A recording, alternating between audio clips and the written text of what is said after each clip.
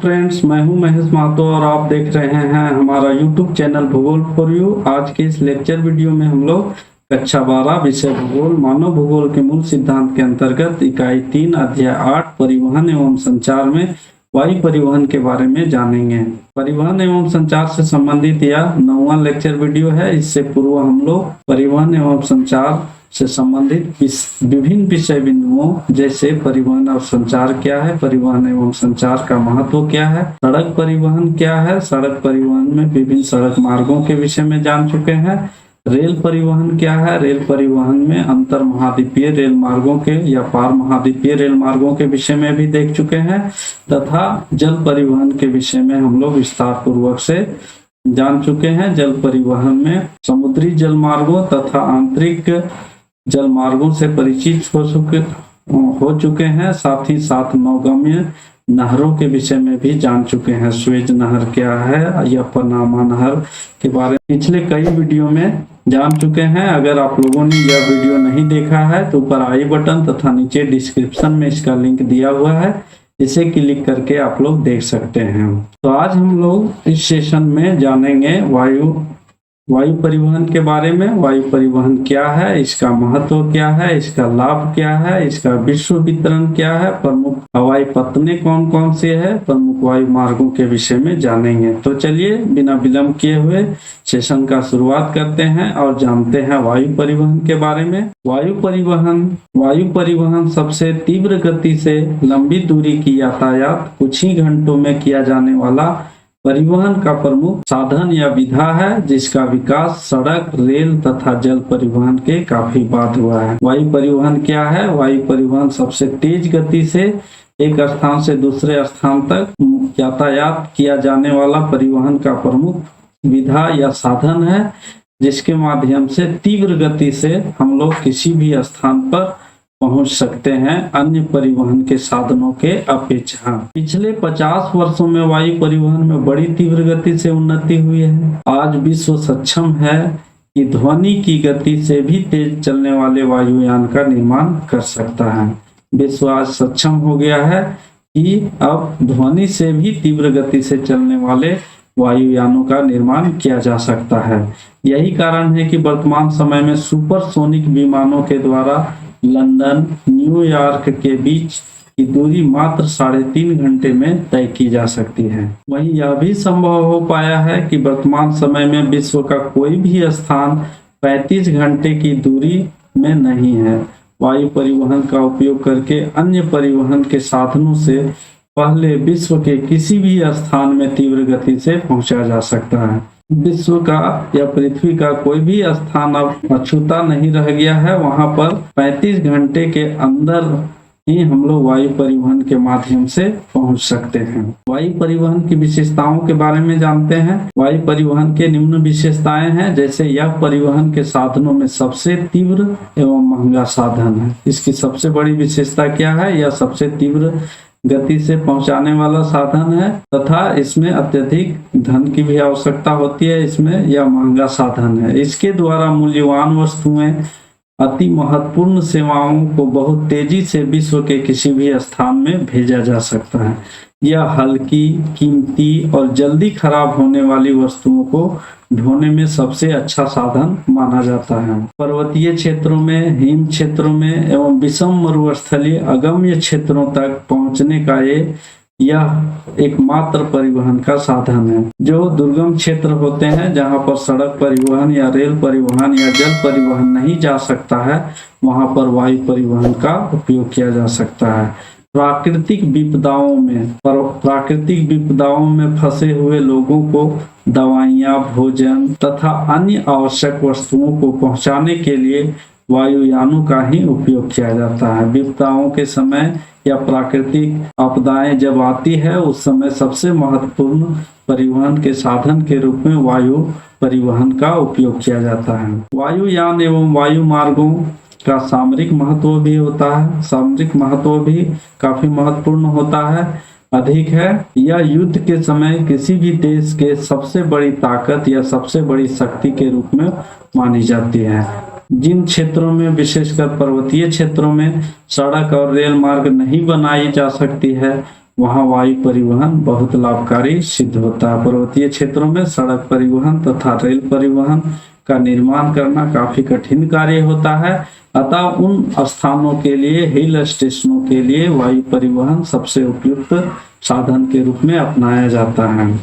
अब वायु परिवहन के विकास की आवश्यक दशाओं के विषय में जानते हैं। वायु परिवहन के विकास के लिए किन किन दशाओं का होना अति आवश्यक है।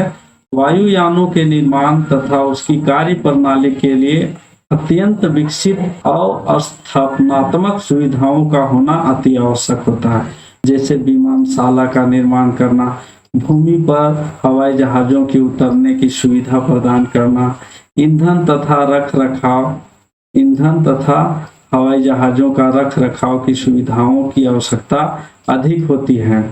हवाई पत्तनों, विमानों एवं ईंधन आदि में अत्यधिक पूंजी की आवश्यकता होती है। इसमें अत्यधिक पूंजी की आवश्यकता होती है विमान को निर्माण करने में, हवाई पत्तनों को विकसित करने में तथा हवाई जहाज तथा हवाई पत्तनों के रख रखाव में अत्यधिक मात्रा में धन की आवश्यकता होती है। हालांकि इसके परिवहन मार्ग का निर्माण नहीं करना पड़ता है, फिर भी इनमें विमान कार्यों के निर्माण में अत्यधिक तथा उसके रख रखाव में अत्यधिक धन की आवश्यकता होती है। वायु परिवहन के दोष के विषय में आप जानते हैं। वायु परिवहन के तीव्रगामी होने के साथ साथ इसमें कुछ दोष भी पाए जाते हैं। वायु परिवहन में या तीव्रगामी होने के साथ साथ इसमें कुछ दोष भी पाए जाते हैं, जैसे यह परिवहन का सबसे महंगा साधन है। यह परिवहन का सबसे महंगा साधन है, अतः इसका लाभ केवल धनी लोग एवं धनी राष्ट्र ही उठा सकते हैं। खराब मौसम में यह साधन अनुपयोगी हो जाता है। खराब मौसम में इसका उपयोग नहीं किया जा सकता है। विमान दुर्घटनाएं काफी विनाशकारी होती है। कभी कभी जब विमान दुर्घटनाग्रस्त होता है तो यह काफी भयावह स्थिति हो जाता है या विनाशकारी होता है, जिसमें किसी भी देश के सबसे उच्च कोटि के मानव संसाधन का क्षति होता है, क्योंकि जो वायु परिवहन है इसका लाभ ज्यादातर उच्च श्रेणी के धनी लोग ही ज्यादा उठाते हैं। उच्च श्रेणी के जो मानव संसाधन होते हैं उन्हीं के द्वारा वायु परिवहन का ज्यादा से ज्यादा उपयोग किया जाता है। अतः कभी जब वायु दुर्घटना होती है, वायुयान का दुर्घटना होता है, तो सबसे ज्यादा क्षति इन महत्वपूर्ण मानव संसाधनों का होता है, जिसका भरपाई करना काफी मुश्किल हो जाता है। कभी कभी विमान अपहरण एवं इसका दुरुपयोग का विनाशकारी घटना लेकर सामने आती है, जैसे वर्ल्ड ट्रेड का हादसा इसका अच्छा उदाहरण है। कभी कभी जो विमान होते हैं वह आतंकवादियों या अराजक तत्वों के द्वारा इनको हाईजैक कर लिया जाता है और इसका दुरुपयोग किया जाता है, जिसके कारण विश्व को काफी विनाशकारी घटनाओं का या विनाशकारी हादसों का सामना करना पड़ता है। अंतर महाद्वीपीय वायु परिवहन के प्रमुख तथ्यों को जानने से पहले हम लोग यहाँ प्रमुख वायु मार्गों के विषय में जान लेते हैं मानचित्र के सहायता से। इससे समझने में हम लोगों को काफी आसानी होगी। तो वायु परिवहन का जो विकास हुआ है विश्व में सबसे अधिक इसका विकास उत्तरी गोलार्ध में देखने को मिलता है। उत्तरी गोलार्ध में विशेष करके यूरोप और उत्तरी अमेरिका के मध्य तथा यूरोप तथा एशिया के मध्य ज्यादा इसके जाल देखने को मिलता है, परिवहन मार्गों को देखने को मिलता है। ये जो मार्गे हैं विभिन्न नोडीय केंद्र अर्थात वायु पत्तनों से जुड़े होते हैं, जबकि वहीं दक्षिणी गोलार्ध में इसकी बात करें तो दक्षिणी गोलार्ध में इसका विकास कम हो पाया है, क्योंकि दक्षिणी गोलार्ध में एक तो इन क्षेत्रों में स्थलीय भाग थोड़ा कम है, साथ ही साथ जनसंख्या का विरल पाया जाना होता है, और इसके साथ ही साथ दक्षिणी गोलार्ध के देशों में आर्थिक उन्नति या आर्थिक विकास कम हुआ है, जिसके कारण वायु मार्गों का विकास कम हो पाया है। अब देखते हैं मानचित्र की सहायता से कुछ प्रमुख वायु पत्तनों या हवाई अड्डा के विषय में। जो नोडीय केंद्र होते हैं तो हम लोग बारी बारी से महादेशों से शुरू करते हैं। सबसे पहले उत्तरी अमेरिका से प्रारंभ करते हैं। तो उत्तरी अमेरिका में कनाडा तथा संयुक्त राज्य अमेरिका, तो इसमें से संयुक्त राज्य अमेरिका में प्रमुख जो वायु पत्तन है वह न्यूयॉर्क, शिकागो, पश्चिम में सैन फ्रांसिस्को, लॉस एंजलिस प्रमुख वायु पत्तन है। वहीं पर कनाडा में विनिपेग, वैंकूवर, टोरंटो प्रमुख वायु पत्तन है। अब यूरोप की बात करें तो यूरोप में मुख्य रूप से लंदन, ग्रेट ब्रिटेन की राजधानी लंदन, फ्रांस की राजधानी पेरिस, रूस की राजधानी मॉस्को और इटली की राजधानी रोम, ये प्रमुख जो वायु पत्तन है। एशिया की बात करें तो एशिया में, पूर्वी एशिया में देखें तो जापान में टोक्यो और ओसाका प्रमुख वायु पत्तन है। उसी प्रकार चीन में बीजिंग, शंघाई, हांगकांग प्रमुख वायु पत्तन है। दक्षिण पूर्वी एशिया की बात करें तो फिलीपींस की राजधानी मनीला और थाईलैंड की राजधानी बैंकॉक, सिंगापुर प्रमुख नोडीय केंद्र है या वायु पत्तन है दक्षिण पूर्वी एशिया का। उसी प्रकार से भारत या भारत प्रायद्वीप भारत की बात करें, भारत में मुंबई, दिल्ली, नई दिल्ली, कोलकाता, चेन्नई, साथ ही साथ पाकिस्तान में कराची प्रमुख वायु पत्तन है। अफ्रीका में बात करें तो अफ्रीका में जोहान्सबर्ग प्रमुख वायु पत्तन है। इसके साथ साथ मिस्र में काहिरा।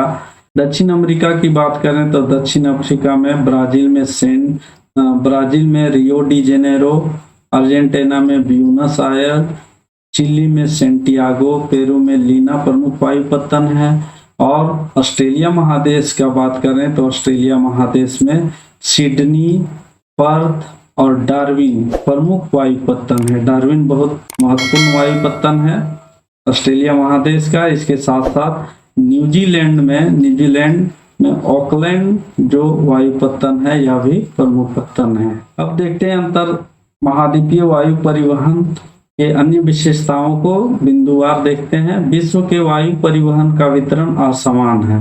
हम लोग देख चुके हैं मानचित्र के माध्यम से वायु परिवहन का वितरण असमान रूप से है। जहां उत्तरी अमेरिका में या उत्तरी गोलार्ध में अत्यधिक विकसित अवस्था में पाया जाता है, वहीं दक्षिणी गोलार्ध में इसका विकास कम हुआ। उत्तरी गोलार्ध में पश्चिमी यूरोप, पूर्वी संयुक्त राज्य अमेरिका तथा दक्षिण पूर्वी एशिया में वायु मार्गों का सघन जाल पाया जाता है। उत्तरी गोलार्ध में कहां पर सघन जाल पाया जाता है तो पश्चिमी यूरोप, पूर्वी संयुक्त राज्य अमेरिका तथा दक्षिण पूर्वी एशिया में वायु मार्गों का सघन जाल पाया जाता है। विश्व के कुल वायु मार्गों का 60% भाग का प्रयोग अकेले संयुक्त राज्य अमेरिका के द्वारा किया जाता है। संयुक्त राज्य अमेरिका के द्वारा सबसे अधिक वायु परिवहन का उपयोग किया जाता है, जो विश्व के संपूर्ण वायु मार्गों का 60% अकेले उपयोग करता है। विश्व के वायु मार्ग कुछ चुने हुए नोडीय बिंदु अर्थात केंद्रीय स्थान है, जहां पर सभी दिशाओं से वायु मार्ग आकर मिलती है। नोडीय स्थान उस बिंदु को कहा जाता है, उस केंद्र बिंदु को कहा जाता है जहां पर सभी दिशाओं से वायु मार्ग आकर मिलती है और यहाँ से सभी ओर वायु मार्ग जाते भी हैं। अर्थात वायु मार्गों के अभिसरित एवं विकृत होती है। इन केंद्रों से वायु मार्ग अभिसरित भी होती है तथा विकृत भी होती है। प्रमुख जो नोडीय केंद्र या प्रमुख जो वायु पत्तन है, यूरोप में लंदन, पेरिस, रोम, मॉस्को। उत्तरी अमेरिका में New York, Chicago, Los Angeles, San Francisco. Asia में Delhi, Mumbai, Bangkok, Singapore, Tokyo, Karachi, Manila, Hong Kong, Shanghai. दक्षिण अमेरिका में Rio de Janeiro, Buenos Aires, Santiago. Africa में काहिरा, खार्तूम, जोहान्सबर्ग, डरबन। ऑस्ट्रेलिया महादेश में सिडनी, पर्थ, डार्विन तथा न्यूजीलैंड में ऑकलैंड प्रमुख नोडीय केंद्र बिंदु या वायु पत्तन है। अफ्रीका, एशियाई रूस, दक्षिण अमेरिका में वायु सेवाओं का अभाव पाया जाता है। कहाँ?